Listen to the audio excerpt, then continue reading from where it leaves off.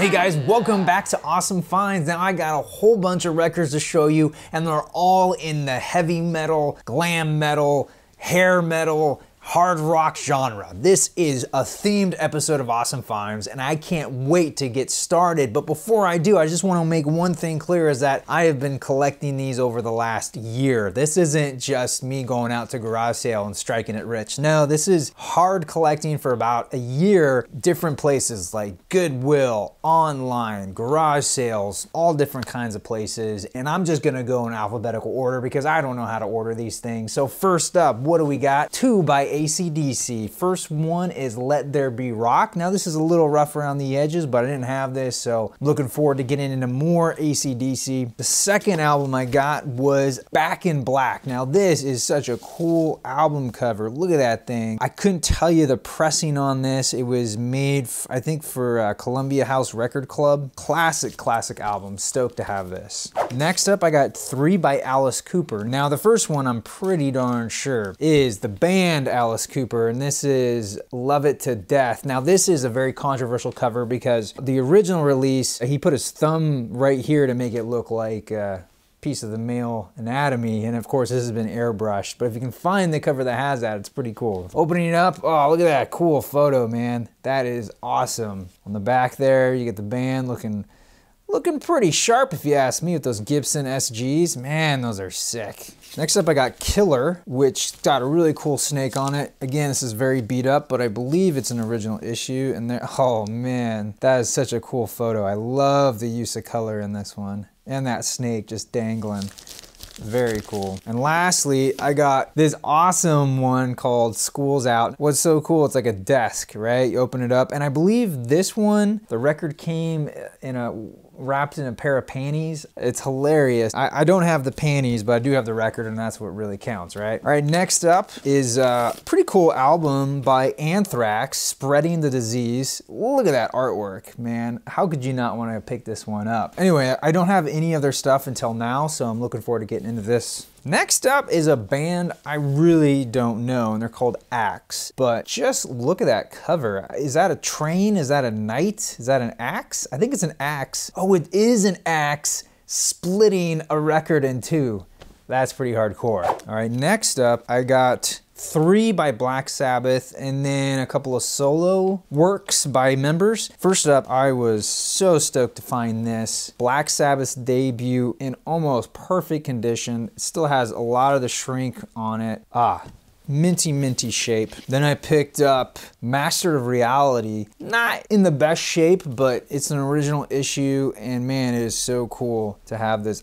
Look at that iconic cover art right there. And I haven't heard that one yet, and I haven't heard this one either, but I hear great things about it. Sabbath, Bloody Sabbath. Looking forward to getting into this. Man, that is a creepy cover on this. Then I got this one, and this is Black Sabbath featuring Tony Iommi, and I hope I say his name right. If you don't know, he's the guitarist for Black Sabbath, came up with all those amazing riffs that you've probably learned on your own guitar if you haven't already. And this is a sort of a solo effort by him from 1986. I haven't heard it yet. And last out of this batch, I got Ozzy Osbourne's Blizzard of Oz, and I believe this is his debut solo album. I could be wrong on that. This was a surprise because for all of my youth, I never thought I would like Ozzy Osbourne, but man, is this album awesome. It is so good from start to finish, and I believe, yeah, Randy Rhoads plays on this, which, man, that guy could play. So cool. Pick this up if you don't have it already. Then I got this really interesting album called The Bitch Is Back by the band Bitch. And they were, I believe, part of the LA Sunset Strip rock scene that was going on in the late 80s, early 90s. And this is from 1987. I really don't know much about them. This one sold for $2. It's a full-length album, so it just probably did not do well. Then I got 2 by Bon Jovi. This is, I believe, their debut, which is really good, actually. And then I also got their classic Slippery When Wet, which I cannot think of this album and not think of Bill and Ted's, because they totally, I think they list this as one of Beethoven's favorite albums. It's got Living on a Prayer, Wanted Dead or Alive. I mean, so many great songs on here. I mean, this, if you're into this style of music, you gotta have this album. Kind of sticking with sort of the 80s glam scene, we have Cinderella with Night Songs. It kind of speaks for itself. I think you already know what they're gonna sound like. Man, what a time to be alive. Ah. Then I got this album. It's a double LP live album by a band called Dokken. And to be honest, I hadn't heard of them before. I only started getting into this. I haven't heard all of it. It's a pretty striking gatefold here. And it's a live album, so I'm sort of on the fence about it because, especially when it's a new band, I prefer listening to maybe some of the more classic albums or well-known albums. But yeah, I'm looking forward to get into this band. Let me know if there's another album I should start with. Then I got Dio's Last in Line, or The Last in Line, and this was awesome. Pretty much classic right up there. Then I got this album by Rainbow, or it's sometimes called Black Rainbow, and what's interesting about this band is that Ronnie James Dio was the vocalist, at least for this particular album, and I think a couple albums with them before he broke out and did Dio. So if you're into that previous album and you don't know about Rainbow,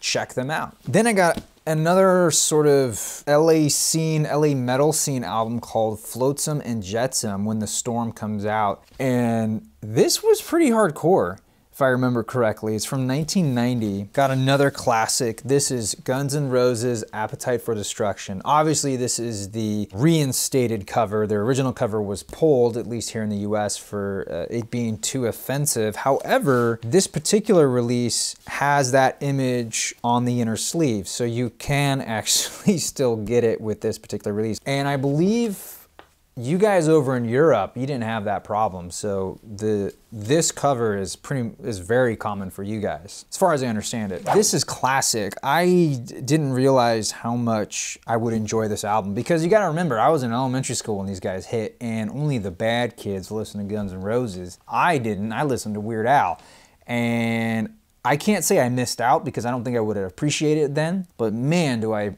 love this album now. Now I got 3 by Judas Priest, and I haven't listened to these yet. I really don't know much about Judas Priest other than their hit singles, and this first one is Stained Glass, which is a pretty cool cover if you ask me. This is from 1978. This seems like this is a later reissue because of the barcode. And then I got Screamin' for Vengeance, which is a kick-ass airbrush cover right there. Love that artwork. Very cool, and this is from 1982, year of my birth. And then finally, I picked up this, which is a picture disc. And I thought this was the same album, but no, this is excerpts from their world tour of 1982. And I believe this was in support of Screamin' for Vengeance. But this is really cool, man. I mean, imagine this framed. It's not in great shape, which is unfortunate how picture discs can really hide the condition of albums, because it's really hard to see all the scratches. But yeah, if you flip it to this side, woof, it's pretty scuffed up. Coming down about halfway through, we got a bunch of albums by Kiss. I went on this crazy Kiss buying spree. I don't know what is wrong with me, but let's get to it. First up, appropriately, is their debut album, Kiss, self-titled. What I really like about this is you can see how different their makeup was and how they refined it later on. This is not the original pressing, which has a different track on here, but overall, I mean, it's actually really good. I enjoyed this one. And then I got Kiss Alive, which is, most people consider what put Kiss on the map. What's cool, opening up, it's a gatefold. You have their other albums. I think this was what albums that had been released up to this point in time.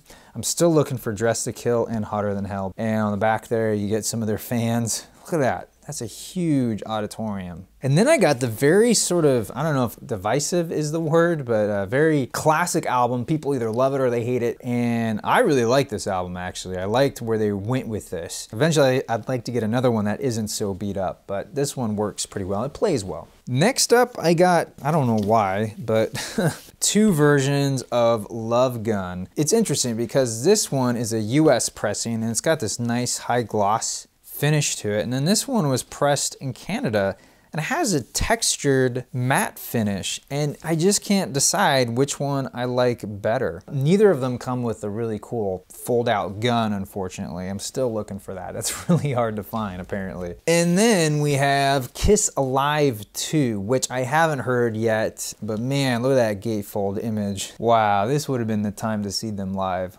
I'll tell you that much. And oh man, look at Gene all bloody. That's crazy. I don't want to get too into it, but from what I understand, around this time, Ace Frehley threatened or was going to leave the band, and Gene Simmons and Paul Stanley were like, no, no, no, no, no, no. We'll all release solo albums, but under the banner of Kiss, and it'll be like a thing, and you can, you know, collect them all, sort of a thing. I mean, really brilliant marketing. I just think it ultimately confused their fan base. But anyway, I don't know what you guys think, but I think this is probably the best out of the bunch. But what I want to do is actually cover all 4 of these guys in sort of like a 4-part episode, or maybe like a 5-part, like start off with a general knowledge of how this came to be and then go down each album individually, because I know that Gene Simmons' album is pretty bad from what I heard. I mean, he does a cover of Wish Upon a Star. Gene, what were you thinking, man?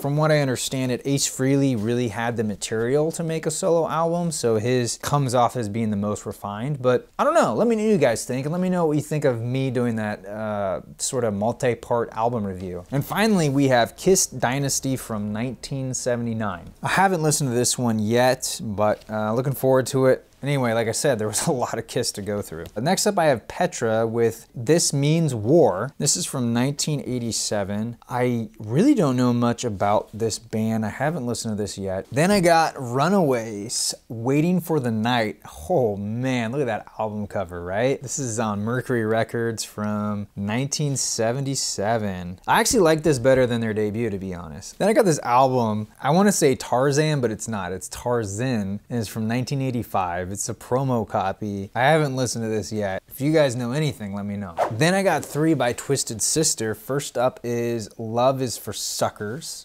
I don't think I listened to this one yet. I think I only listened to 1 of these. And then I got, oh man, this thing is a crack up. Twisted Sister, Come Out and Play. Oh my gosh, Dee Snider's gonna eat me. Ah, where's Toxic Crusader when you need him? Isn't that crazy? I love this. Why don't bands do this anymore? Oh man, that's so cool. And then I got You Can't Stop Rock and Roll by Twisted Sister. I like this shot because it's normal Dee Snider, makeup Dee Snider.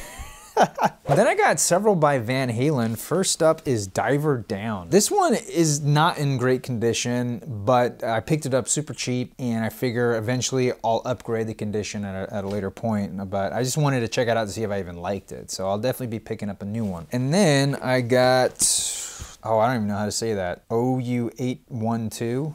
That's gotta mean something else. This is from 1988. This has got Sammy Hagar, obviously, on it. I don't think I listened to this one yet. And then I got 5150 by Van Halen, again with Sammy Hagar.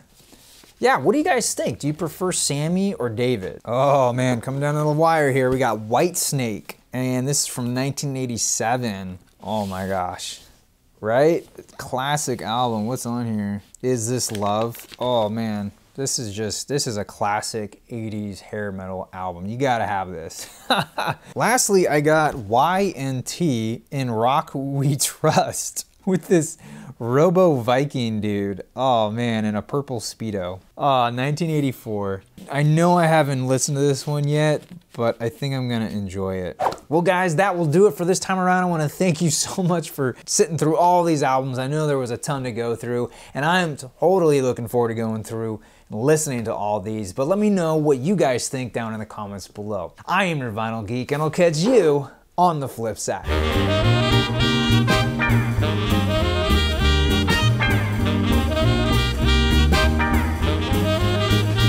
Hey guys, welcome back to another episode of Awesome Finds. Now I got a big buttload